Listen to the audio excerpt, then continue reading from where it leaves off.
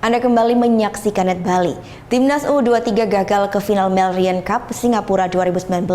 Tim Garuda Muda dipaksa menyerah oleh Thailand dengan skor tipis 1-2.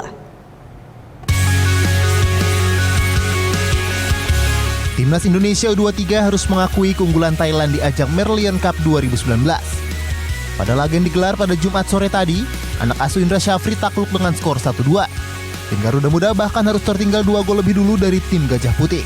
Berawal dari pelanggaran Bagas Adi di kotak terlarang, Indonesia harus diganjar hukuman penalti di menit 5.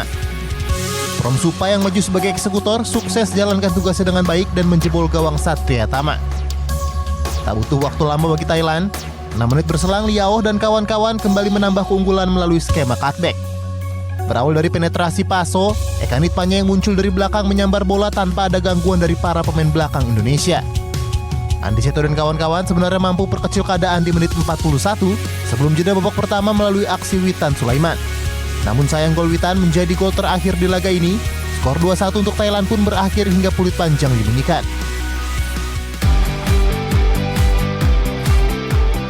Dengan hasil ini, Indonesia U23 gagal teruskan tren positif kala berjumpa Thailand U23. Padahal di 2 pertemuan sebelumnya, Indonesia tercatat tak pernah kalah dengan raih 1 kemenangan dan 1 hasil imbang.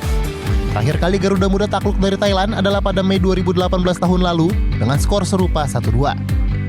Selanjutnya, anak asuh Indra Syafri akan kembali berlaga hanya untuk perebutan tempat ketiga menghadapi tim yang kalah antara Singapura dan Filipina hari Minggu mendatang.